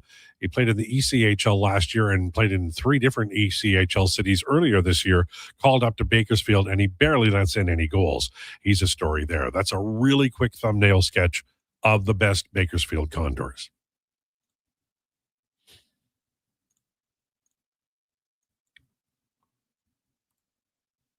Zach says, Deck, how are you, buddy? Sorry, I missed the first hour. What are your thoughts on the Super Bowl matchup? Do you think May is ready for a Super Bowl? Do I think he's ready for a Super Bowl? Yeah. I mean, I honestly do. Like, you know, it goes without saying that he's not some seasoned veteran who has had tons of big moments in his career, and he finally gets there and it's like everything is bubbled up to this. Like Josh Allen would be the guy who you kind of think of for that situation. But Drake May, I know he didn't have the great game against Denver. He only had the 86 passing yards, but for a young player, he's incredibly poised. He's going in with a great head coach, with a really, really good offensive coordinator, with a defense that can have his back. As far as, like, I'm trying to think of the other young players in the league who I would trust to have the poise of Drake May going into the Super Bowl. And I think the list is pretty finite. Like, Jaden Daniels is a name that springs to mind just because I think he kind of carries himself with a very good IQ and recognition for the game. But I think Drake has that as well. And like I said, as far as any young guy, like Caleb Williams, I think is a better player than Drake May. Maybe. Actually, I don't know if I believe that, even though I said it out loud. But my point being is that Caleb still has panic to him, and he still has unpredictability to him. Like, Caleb might have more raw talent, more natural ability, but Drake can kind of slow things down a little bit better, play with an understanding of what's happening around him, and I think that's going to lend itself very well to him in the Super Bowl. So, yeah, I think he's ready. You do a thing which I think I always need somebody to work with, right? Like, I need somebody to be able to talk to on a radio show. I don't know that you do, because you just did where you said yes he can. Now now that I say it out loud, you may just be able to be 2 people at once. Yeah, well, I really, really, really like, I want to be as accurate and as thought out as possible. So when something like that happens where where I kind of check myself and I rethink my thought, I really want to bring light to it. And I understand that it's probably kind of to a degree annoying to listen to. No, it's not. But I would rather do that than just brush past it. The sneezes can be irritating, but not the verbal. The verbal. That's fair. LT, damn, that Henday is the slickest highway in the province. They need to go back to salt and sand and shove that calcium where the sun don't shine, from Tyler. I don't know, Tyler. I've driven that every hour of every day, basically, since they put it up. And I've never had a problem, really. They're on it. I mean, that highway is I wish the old highway that goes through Maidstone was handled like that. Would have saved me a lot of trouble. No way the Seattle defense lets May slow the game now for the Pats to win, bud. Well, here's the thing. And I think it's a good conversation, because there's a difference between, that's why the Super Bowl is great, because there's 2 weeks. What we do is we have our first blush reaction. Mine was Seattle's going to win. Now we come in here, and Josh says, and I think Declan backed him up, you got to respect Vrabel. He's a smart guy. Maybe he's going to come up with some things that confuse. And so it's like a chess game now that we're talking about. Now they'll go out and fight it out 2 weeks from now. I get that. Yeah, I mean, I also I agree with Bad Niv's text. I'm picking Seattle. I think the Seahawks defense best in the league this year, least amount of points against. I think they're going to be a lot of trouble for Drake May. I'm not saying Drake May is going to go out there and beat prime Tom Brady with his composure. I absolutely think Seattle's going to frazzle him. I absolutely think they're going to give him problems. But I just Drake May isn't going into this game, and not a lot of quarterbacks would. Drake May's not going into this game thinking, oh, I can't be composed and I can't hold my ground in these moments. Now, once the game actually starts, I don't really believe he's going to be able to all that well. But Drake May certainly isn't going in with that mindset, where maybe some quarterbacks do go in understanding their skill set, understanding their weaknesses. I think it's going to be tough for him, but I don't think Drake May views it that way. Do you know that I think Drake May is a year younger than Hoodie's girlfriend? Awesome stat. Yeah. Awesome stat. I mean, it's not really, it's more entertainment tonight than, Yeah. sports. But I Still, read though, that somewhere. Pretty cool. You know. How did Hoodie do? Did his team recover during the college year? Yeah, they finished. I mean, they weren't great. They finished fine. Like they were 5-7 this past year. Oh, that's really good compared to their start. Yeah, like I don't know, people. It wasn't great, but it's like it wasn't supposed to be great. I don't know. Will he come back for another year? Oh, they were 4-8. Does he come back for another year? Yeah. Why not? Why wouldn't he just go fishing with his grandson? Yeah, he probably should. He probably should. If you ever retire, what would you do? This. See, now you understand my plight in life. Yeah. This is the most fun I could have even if I retired. You know, except you wouldn't let me in, you know. No, you can come back. Yeah, but just to clean up, you know. Josh, what would you do if you retired? That's a wonderful question. Travel, probably. It's a good one. Yeah, like I'm not like a big golf guy. Oh, I golf so much. I would go on a golf trip, actually. That's when I would do it. Because in my head, I retire at 40 because I'm loaded. And I buy a camper van and I get the dog. Which loaded are you? Like, you mean with money or? Oh, I am rich. Parents retired. Sister retired. Everyone's retired. And I still have the money to retire myself. You're going to? No idea. Maybe I'll invent something. Oh. But in my brain.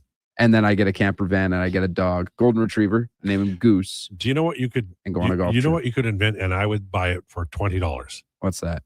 I need an apparatus I can take into the grocery store and split the produce bags, the little plastic bags, immediately without looking like I'm going to have a nervous breakdown.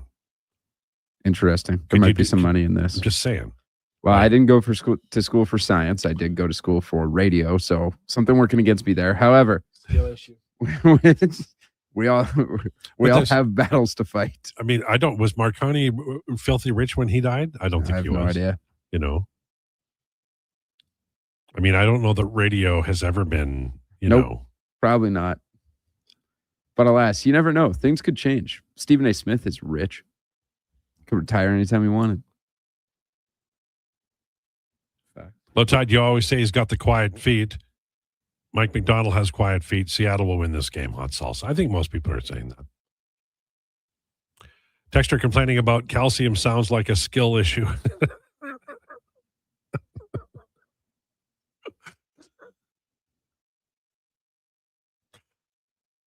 Invitation, Tom. I would sort of have read that, but because that's a funny line. And invent clips that go on hoodies so the string doesn't come out in the hood during washing. That would be a really good one. And then invent something where you can like run it through again and not just, you know, what I've come up with. Stephen A. Smith doesn't know who the Pats coordinator is. LOL. Yeah. I never said I wanted to be like Stephen A. Smith. I said I wanted to be rich like Stephen A. Smith. Also, he's running for president. You can't run for president. You're not an American. It's true. That is true. I'm not an American. No. Although I don't think running for president after you retire is a good idea. That's not a great idea either. And also, what qualifications do I have to become president? What are the qualifications to become president, sir? I don't know, but honestly, I'd prefer a real Have politician. you hosted a game show? That's a good question. Maybe if you have, you're right in line, man. Hey, Ronald Reagan did a movie with a monkey. So let's review. You're right. He did. Was that Space Monkeys? What was that? It was, I don't know what the hell it was called, but there was a goofy Ronald Reagan. Well, okay, hold on. Monkey in the Bed? Okay, Gregor's next.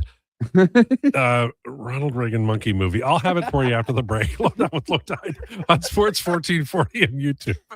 The new double cheesy melt at McDonald's. We're talking 2 juicy, mouth-watering 100% Canadian beef patties, 2 slices of cheesy goodness, with even more melty, cheesy sauce on top. Topped with pickles, then crispy and grilled onions. The way it all comes together, you don't just eat it, you melt into it. The double cheesy melt, only at McDonald's. for a limited time only at participating McDonald's restaurants in Canada. Made for some rough roads, but it means trails are now packed and ready for action. Don't miss out on riding adventures this winter with a Ski-Doo from Riverside Honda and Ski-Doo. Work or play with new 2026 Generation 5 models with class-leading design and power. And right now, take advantage of 5.99% financing OAC. Only at Riverside Honda and Ski-Doo. 15 Inglewood Drive in St. Albert. And always at riversidehonda.com. Shop local, shop Canadian. You've got a go-to coffee spot, a trusted barber, even a lucky game day jersey. But when it's about looking your absolute best, there's only one name you need. Mr. Dirk. Family run since 1939, we're experts in crafting impeccable tailor-made suits and offering a wide variety of everyday styles. Pair that with personalized one-on-one fittings and the convenience of on-site tailoring. Mr. Dirk elevates your style game. Visit our Edmonton store or explore MrDirk.com. Score big on style with Mr. Dirk. 60 years ago, we started selling trucks as Western GMC Buick. Today, we are Wolf GMC Buick. We're still located on the corner of 184th Street and Stony Plain Road with the same ownership for over 2 decades. Our customers have trusted our family-owned, community-driven business. And for that, we are thankful. If you're looking for a truck or SUV, pop in and one of our seasoned professionals will get you a great deal, hassle-free. Come trust our team at Wolf GMC Buick. Wolf GMC Buick. We're making it easy. If you've got a smart speaker, get it to play Sports 1440. And it doesn't matter when you listen, as we roll out the Sports Talk 24 hours a day, 7 days a week. Edmonton's home for sports radio is Sports 1440. Come for Canada's largest trade shows, the biggest names in entertainment, exhilarating sporting events, and more. And stay for the experience at the Edmonton Expo Centre. Looking for the perfect place to host your next big event? From trade shows to galas, meetings, and concerts, the Edmonton Expo Centre has the space, event expertise, and service to make your next event unforgettable. With over 522,000 square feet of flexible event space, in-house catering, and operational expertise, they bring your biggest vision to life. Learn more at EdmontonExpoCenter.com today. Winter in Alberta doesn't mess around. And neither does Titan Supply. For over 50 years, we've earned the trust of our customers across a variety of industries. Because we lead with integrity, honesty, and respect. I'm Joe. And I'm Brent from Titan Supply. When the weather hits hard, we're fully stocked with rigging, lifting, and hauling gear that works as hard as you do. Titan Supply. Built on trust, driven by safety. Serving Edmonton, Grand Prairie, Red Deer, and Calgary. Let us help you face the weather the Titan way. Visit titansupply.ca. Every morning, you look in the mirror and see less of yourself. Hair loss can feel like losing a part of who you are. But it doesn't have to be that way. Hi, I'm Dr. Vance Elliott. At Advanced Hair and Skin Surgery, we understand the pain of hair loss. Our advanced hair restoration solutions won't just bring back your hair. They'll help you face the mirror with confidence. Good morning, you sexy beast. Visit drvanceelliott.com today because it's time to be the man you remember.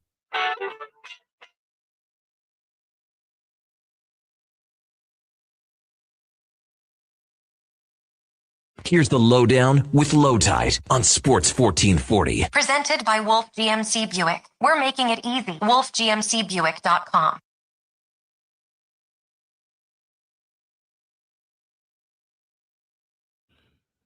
Lowdown with Lowetide on Sports 1440 at 124. We're brought to you by Wolf GMC Buick. Check them out at wolfgmcbuick.com. In studio, Jason Gregor joins us now. Jason, how was your weekend? Did you score 3 goals and get 3 assists on the weekend? Or I did not. Okay. No. You're not Evan Bouchard. No, I'm not. Wow. It's funny because he's had great games before, but the back and forth of that game, it was filthy too. Like there was a lot going on in that game. But it seemed like every time something good happened for the Oilers, it was Bouchard involved. Oh God, yeah. Like when he was off the ice, there wasn't a lot of good things happening for the Edmonton Oilers. So now that there's a few weird goals in that game. The only thing about the game that I thought Edmonton was the better team for long stretches, but they allowed Washington to respond quickly when they would score, and it was like, okay, we scored. Now they'd exhale, and they're like, oh geez, the game's still on. So that was an issue, but.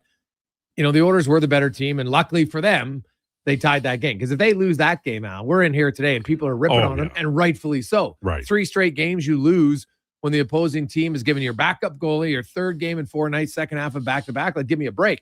So tonight, it's the same thing. Now the Ducks are on a 7-game winning streak. This might be the most surprising 7-game winning streak that I can think of. Leo Carlson's out. Troy Terry's out. Their top 2 players, right? Point and game players. Yeah. Mason McTavish is out. Frank Vetrano's out. And they're 7-0. Now Lucas Dostal's been unreal. But even the one game that Ville Husso played, which was the second half of a back-to-back, he didn't face one high-danger chance that night. Now it's against the Kings, who are like a pellet gun in offense right now compared to other teams. But, the Ducks, their strength is Dostal for sure. Yes. And, Seneke, big game last night in Calgary. They play hard. But this is a game like the Oilers. This is a game they should win, and this is a game they should win handily. You look at this homestand outside of the St. Louis game, they haven't dominated one game at home. No. They were better than Washington, but they didn't dominate by any stretch. No. They were brutal against Pittsburgh and slept-walked for 40 minutes against the Devils. So here's an opportunity tonight to maybe start saying, okay, we'll wake up and, they've been playing every second day now. They'll even get 2 more days off after this that, they should now start to be rested. The first game against New Jersey, okay, it was their 3rd game in 4 days as well, so you don't get the rest benefit. But now you should have it, Al. And they're getting Kapanen back in, and Szymanski comes and plays his first NHL game. There's always a little bit more juice when you have a guy in his first game. What do you expect from both? Kapanen, he's really shown us something, and part of that is consistency. And Szymanski, we've never seen him before. Obviously, in Bakersfield, he's a really good player.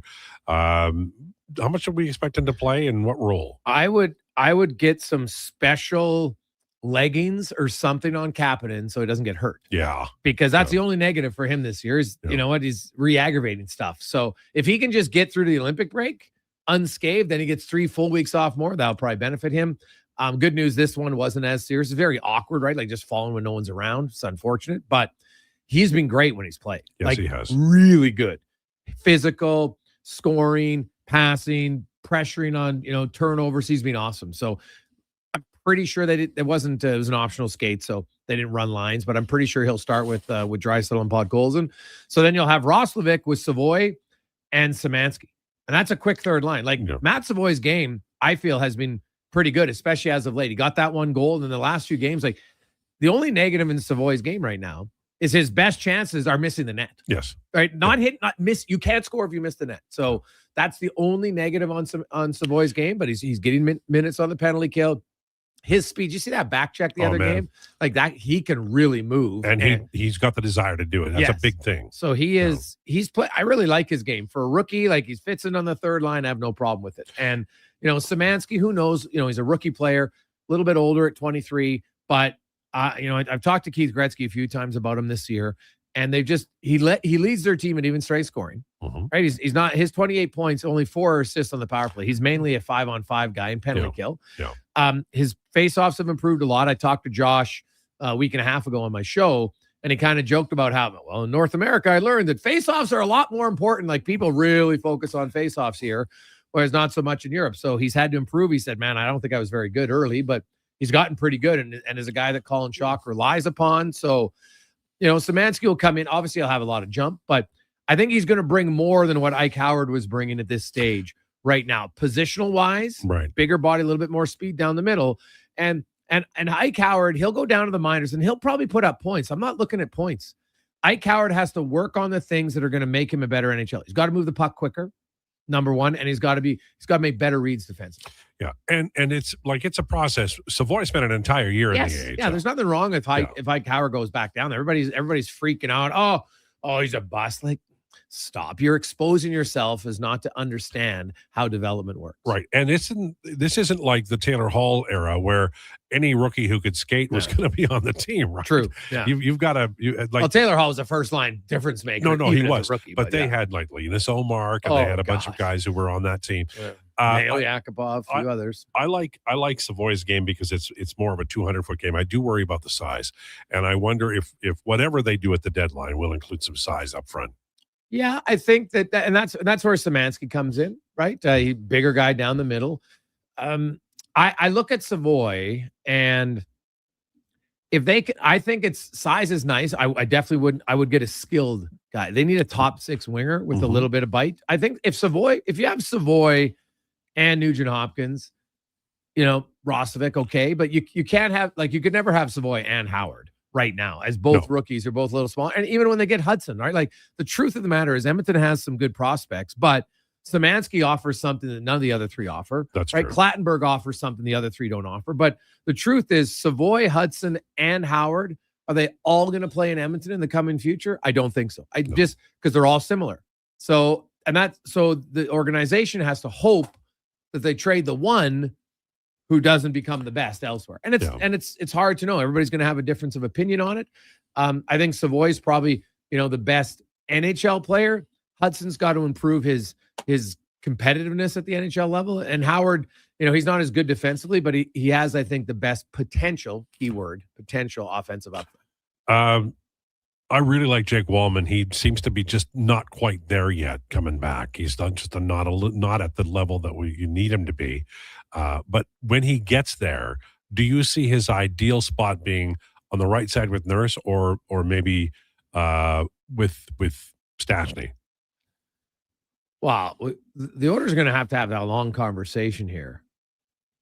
If Darnell Nurse doesn't pick up, like Darnell Nurse was way better last year. Darnell Nurse this season right now has not played remotely good enough. Certainly recently he's not been. And so he's got to get better. Now, maybe if you play with Wallman, who's a much better puck mover than Emberson, maybe that'll help him. We'll see. But the areas of Nurse's game that are struggling really have nothing to do with his partner, right? His passing on his own, put a pass on the tape, number one. Your decisions in what he's doing, his reads right now, Al, are just, they're not good enough. And he's never been the best reader of the play, if you look at his game.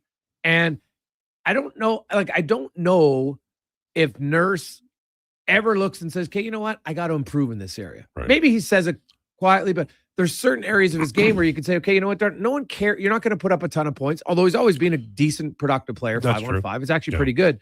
But the area of your game that we want you to improve is your defensive zone reads, right? And the other thing that irks me is I don't see much physical fire from Nurse.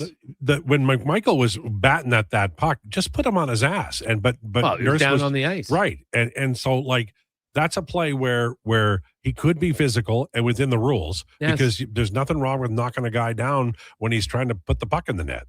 For a big, strong guy who's clearly not afraid to fight, he's fought lots of tough guys. He's strong.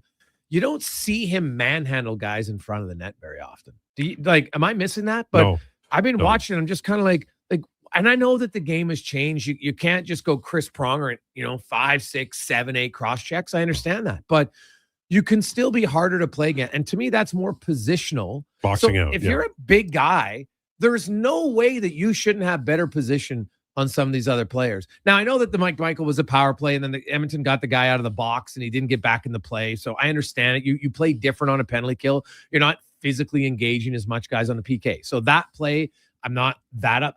You go down, you try to knock the puck, whatever. It's a penalty kill. But when I look at 5-on-5 in front of the net, I think he should be harder to play against in the tight areas of the game. No. And I haven't seen that this year.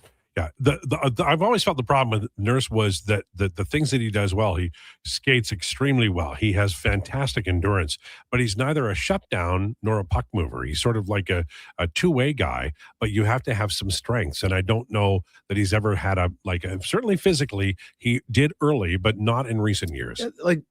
I think he was trending to more being like that athletic guy who's with his speed, no one's going to beat him, and he could play big minutes. But it's just the processor at times. It's just like all of a sudden it goes on tilt, and he's like, I got to run around here, and I got to do it. And it's like, dude, just serenity now. Take an exhale. Stay within yourself. We know you're a great skater, but that doesn't mean you have to rush out of position and always go at guys. Sometimes it's funny because he's not physically aggressive. He's positionally aggressive, and it gets him in trouble. Yeah, that's fair. You've got to stay in your lane and make sure that you're between the player, the puck, and the net. When we look at this team, that long homestand is sort of coming to an end here. They had a really good December. How important is it for them to finish off January somewhere near 18 or 19 points in the games that they had? Well, they're halfway through it, right? Tonight is game 5 of the homestand, right? And they're 2-2. So you got 4 more games, and you're taking on the Ducks. Then you got 2 days off. You're taking on the Sharks, and I know they're not an up-and-coming team, but that's the team you should beat. Minnesota game's tough. The Minnesota, they kind of dominate the Oilers. I think they've won 13 of the last 17. Yep. And then you got a Maple Leaf team right now that, you got guys flipping off the bird. You got you got your coach dropping weights on his head. Like, they got a lot of problems in Toronto right now. So, like, this still sets up but that would require them to win 3 in a row, Al. And until I see it, I won't believe it. But the Oilers, you do have to get on a run. And if you end up 6-2 on the homestand, that's still a really good run. But that would require them to win. Oh, I guess that would be 5 in a row at the end. And we haven't even seen them win 3. So I'm not going to count my chickens yet. How do you like that NFL football? And who do you like in the Super Bowl? But Seahawks are going to dominate. No. That, like, if you watch, and I don't want to hear, the snow. The first half of that Denver-New England game was one of the worst football games. There was nothing going on offensively. It was terrible. Offensive production. Like, there was nothing happening. Both sides. So, Drake, Drake May's good. Like, couldn't do anything. And when the snow, I'm not even talking about the snow. And oh, by the way, I've seen CFL games in the snow that have way more entertainment value. Oh, God, yeah. Right? And then even you get to it, like, I know Luke Wilson loves ripping on the CFL. Oh, the 3-minute, you got to be able to run up to the line of scrimmage. Really, Luke? I watched that game. How much skill does it take? Like, think about how much they ruined the ending of that game. So the Rams had 25 seconds left. They completed a few plays, but you got to run up to the line of scrimmage and spike the ball. Oh, my God, what a skill set. I can't believe we don't have that in the CFL. Like, please, Luke, can we have that? Because it takes such execution. And then Puka Nacua makes a great catch. It's only a few seconds left. Oh, but he's down before he's inbounds by a few inches. I guess it wasn't the perfect execution. He should have ran 3 more inches before he dove and then landed out of bounds. Like, I just hate how they, at the most crucial time of the game, the clock just ticks off. Yeah. Right? Okay, let's hand off the ball to a guy. Now let's spike the ball. Like, don't ever tell me that the last 3 minutes in the NFL, because you got to run up and execute better is better. Give me a break. And that's why the CFL shouldn't be adjusting the damn clock at the end of the game. Though. They're not doing that. No, I know, but that's what I'm saying. Is like, that's the NFL isn't the be all and end all of they football. have lots of parts of their game that are good, but their the final few minutes, and just you can kneel out the last 2 minutes, 3 minutes of a game, like, and have 3 plays run. Like, it's the worst. And also, when you call for a fair catch, you do have to catch the ball. He just lost his balance, right? But then, you look at that, and then you look at Seattle kind of gave that back with the objectionable conduct penalty, and then they went right after him. And to his credit, I don't know if you saw him go on Twitter, and he's like, "Hey, guys, I apologize. You still love me." Like, that's the way to get right back in the fans' good books. Sure. Incredibly smart decision by him. But I look at, will the game be closer? I think probably, but I'll take the Seahawks in that game. Like, look at Sam Darnold, man. Sam Darnold played exceptional. And in that quarterback class, which is a very deep class, he's the first one now from 2018 to make it to the Super Bowl. And very good chance, I think, to win. Like, the Patriots, they're in the Super Bowl. They beat all the teams that they had to beat to get here. Yeah. But their path to get here is not remotely the same. Like, the Seahawks beat the 49ers, who had 12 wins. They beat the Rams, who had 13. Did they each have 13 or 12? I can't remember. Yeah. But they just beat some better teams. Yeah. And I know that, the Patriots face some good defenses, but it's not like they've had to score a ton of points in their games to win. And Seattle, like, who's covering JSN on the Broncos? Are they going to shut him down? Because the Seattle, they'll go tit for tat if you want to go big play. And they still, at the end of the day, did not get beat by Matt Stafford, Puka Nacua, and Devontae Adams, who were a lethal combination all year long, and they beat them. Yeah. What's coming up on the show? Kevin Woodley will be by. We are going to talk. Like, we won't see Lucas Dostal tonight, unfortunately, because he's been unreal for the Ducks. But the Sharks. We'll get a little scouting report on Askarov. Don't really see him a lot, right? The Oilers are entering a stretch now. Al, 15 of their final 29 games are against the Pacific Division. So, you know what? Meaningful games, 3 against the Ducks, 3 against the Golden Knights, who they're battling. Like, the Ducks are only a point behind them. Oh, yeah. So we'll go to Anaheim. We'll also we'll talk about the NFC and the AFC championships, and we'll get a little scouting report on Samantha. Beautiful. Thanks, Jason. Appreciate it. All right. Jason Krueger coming up at 2:00. By the way, before we take a break, the movie Ronald Reagan was in with a chimpanzee was called Bedtime for Bonzo. Jason, keep walking. All right. On the way, it's Declanations.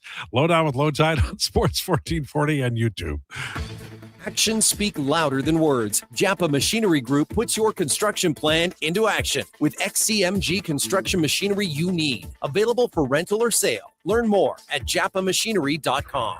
60 years ago, we started selling trucks as Western GMC Buick. Today, we are Wolf GMC Buick. We're still located on the corner of 184th Street and Stony Plain Road with the same ownership for over 2 decades. Our customers have trusted our family-owned, community-driven business, and for that, we are thankful. If you're looking for a truck or SUV, pop in and one of our seasoned professionals will get you a great deal, hassle-free. Come trust our team at Wolf GMC Buick. Wolf GMC Buick. We're making it easy. Missioner Allen Auctioneering's Calgary, Edmonton, Winnipeg Public Unreserved Equipment Auction is this Friday at 9 a.m. featuring graders, forklifts, wheel loaders, man lifts, mini excavators, skid steers, telehandlers, plus commercial trailers and sea cans. Info at maauctions.com. Hi, Mike here from Northgate Chevrolet Buick GMC. Happy New Year. I just wanted to take a moment to say thank you. Thank you for everything in 2025.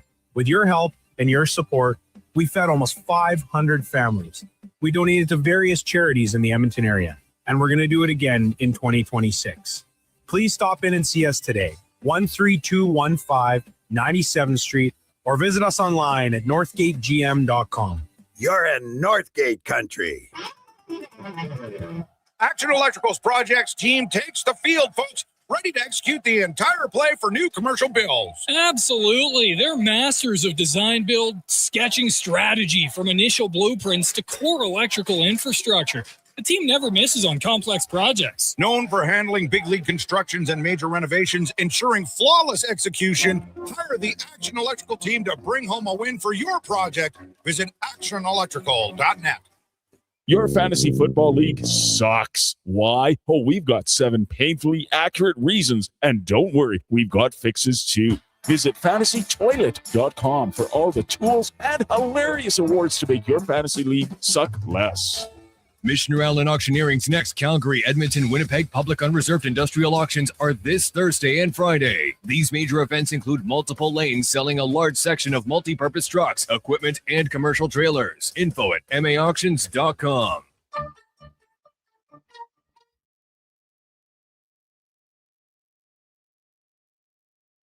Here's the Lowdown with Lowetide on Sports 1440. Presented by Wolf GMC Buick. We're making it easy. wolfgmcbuick.com.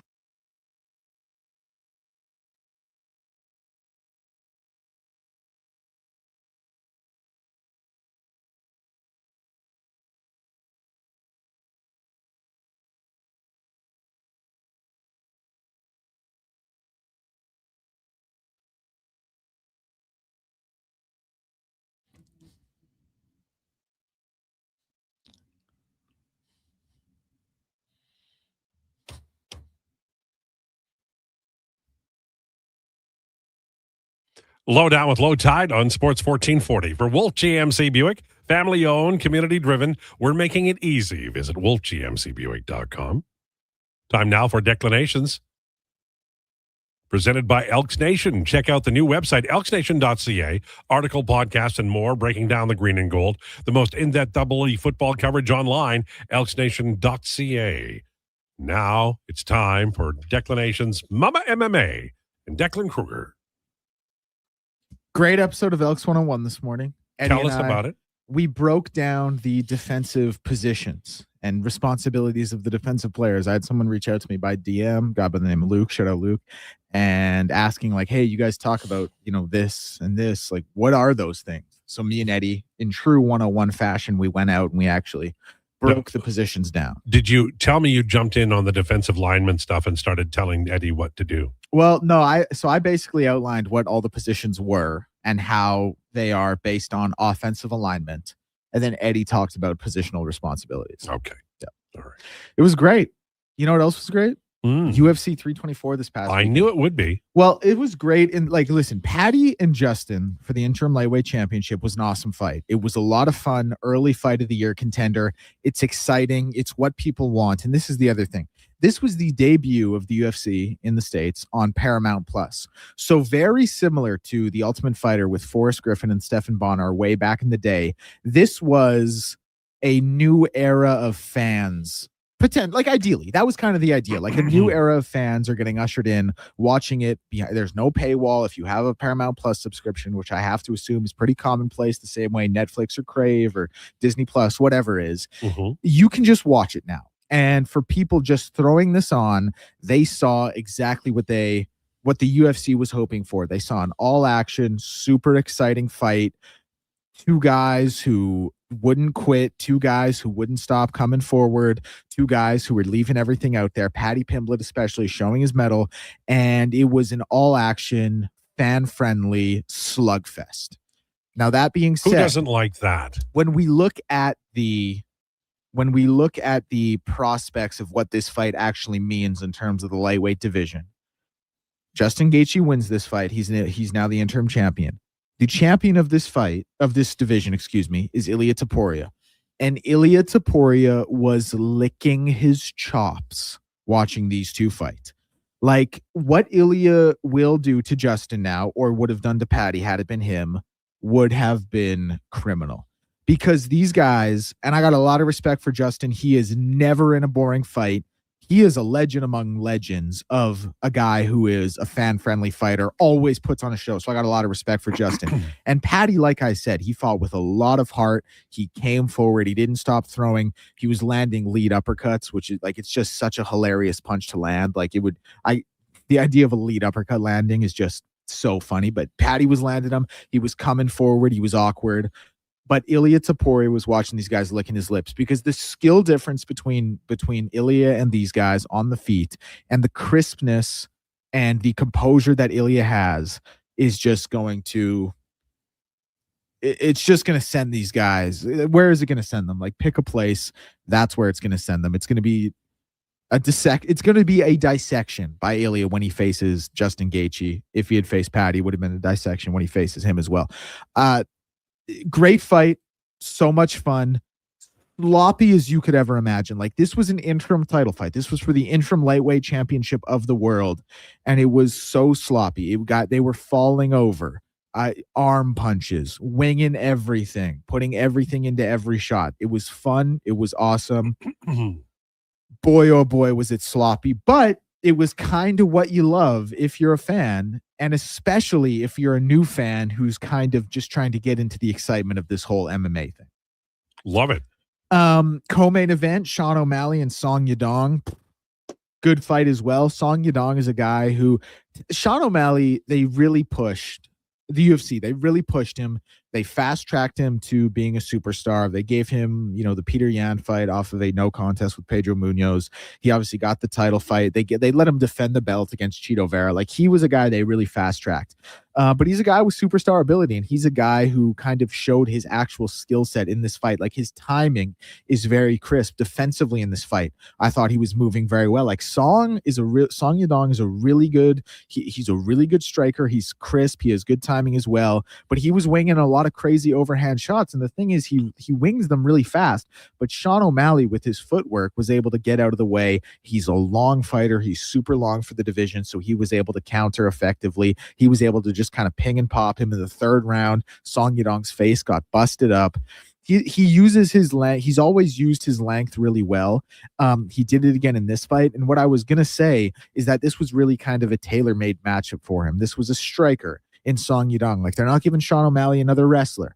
They're not giving him a jiu-jitsu guy who can bring the fight to the ground. Now, Song was able to get him to the ground at points in this fight, but for the most part, this was two stand-up fighters. Sean had the size advantage. He's always kind of had the timing advantage. I mean, he probably had the skill advantage, but Song's a very skilled striker as well. But it was a great matchup for Sean O'Malley. He went out there, he won the fight, deservedly so, in my opinion. Feature bout, Waldo Cortez Acosta and Derek Lewis. Derek Lewis is, again, a guy who's a lot of fun, all-action guy, most knockouts in UFC history.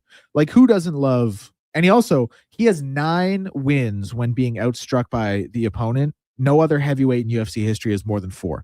So he's got a great Rolodex of being a guy who can land any shot at any time. But Derek Lewis in the past, I don't know however many years it is now, 3, maybe 4, anytime the going gets a little bit tough, he kind of gives up. And that's kind of become his moniker. Like, he'll come out really hot out of the gate. He'll wing his big punches. He'll put the pressure on you.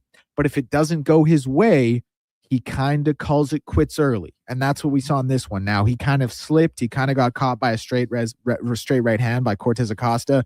And immediately, he just laid on his back looking like he was going to pull guard. And if you know anything about MMA or pulling guard, you know Derek Lewis is not someone who should be or does ever do that. That was kind of your first sign he resigned himself to giving up the fight. And then as soon as Waldo Cortez Acosta kind of jumps on him, he gives up his back, lets him kind of get wailed on until Herzog stops the fight. It's just kind of who Derek Lewis is. Like, he's a guy you always want to tune in for because he has such knockout ability. He's a hilarious guy. He's a fan-friendly fighter. He's a lot of fun, but this is kind of who he is at this point in his career. And then also, Rose Namajunas, friend of the show and friend of the station.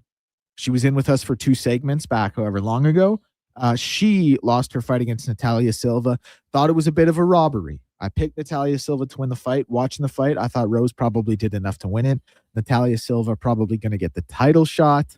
But it's tough to see Rose. Like, Rose, I think, kind of gets forgotten sometimes, and best female fighter of all time conversations. Like, she beat Zhang Weili twice, and she beat Joanna Jędrzejczyk twice. Like, those are the 2 other women who are in conversation for the best strawweight of all time. She beat both of them twice, and she beat both of them twice in title fights. Like, that's like, she has a pretty impressive resume there. She had that stinker against Carla Esparza. She's now gone up to flyweight where it hasn't really worked out for her. But history should be kind to Rose Namajunas and what she did 4 times against 2 other really, really elite female fighters. And I just wanted to ask about when you change, like, my experience watching boxers is that sometimes a fighter would go up a class to fight somebody they wanted to fight, but often they overall would be at a disadvantage because they were gaining or losing weight to get to a particular weight, and that individual was a little bit of a disadvantage. Is it the same in MMA? Well, it's certainly more so in MMA for a few reasons. Like, boxing, it's actually it's easier because, 1, the weight classes are so close together, and 2, boxing is just the sport of punching. So, like, if you're a really skilled puncher, you actually are able to move up and down those weight classes relatively easily, because if you're a better puncher than your opponent, all you have to do is punch him. In MMA, 1, the weight classes, it's further gap, and 2, like, if you're in a wrestling or a jiu-jitsu exchange with someone who, if they're a better grappler than you, that's a problem. But if they're a better grappler and they have a natural size advantage, then you're really in trouble. Okay.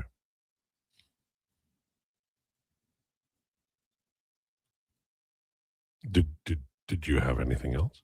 No, I think I think that was a pretty good recap. There was a lot of people asking questions. So yeah, and shout out John Silva for beating Arnold Allen. I like Arnold Allen a lot. At one point, I was saying he was going to be a future featherweight champ. Don't know if that's still in the cards, but got to give credit to John Silva. All right. Clyde was the greatest ape in TV movie history. I don't know. King Kong. Pretty good. What was that orangutan movie with Clint Eastwood? Every Which Way But Loose? What? Not the cinema you like? And then they followed it up with Every Which Way You Can. Look, Clint Eastwood's had some clinkers too, It happens. All right. Thanks so much for tuning into the Lowdown. Tomorrow, we'll be hitting the airwaves talking about this Anaheim team and the Edmonton Oilers and the result last night. Jason Gregor straight ahead to talk Oilers, Ducks, recall of Szymanski, and, of course, NFL weekend. Thanks so much for tuning into the Lowdown. Please enjoy your day. This is a Sports 1440 update.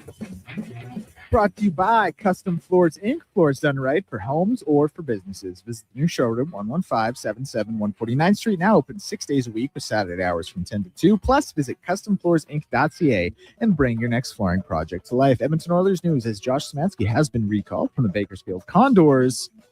Ike Howard sent down in the Scotties Tournament of Hearts right now. Power leads Forsyth 4-2 in the 6th end, while Peterson is up on Sharp 5-2 in the 7th. Other scores, Nova Scotia and Black's team currently leading Newfoundland and Labrador and Mitchell's team 6-1. And Nunavut trails Alberta in the sixth end 5-2. NHL schedule today, 3 games getting going at 5. Utah, Tampa, Boston, New York, the Rangers, that is, and the Islanders and Flyers. The late game will see Anaheim, of course, in Edmonton to take on the Oil 6:30 puck drop for that one.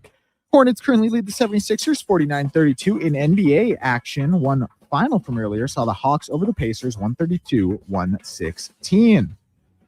That's going to do it for us on this update. Up next is the Jason Gregor Show. I'm Declan Krueger. This has been a Sports 1440 update. Sports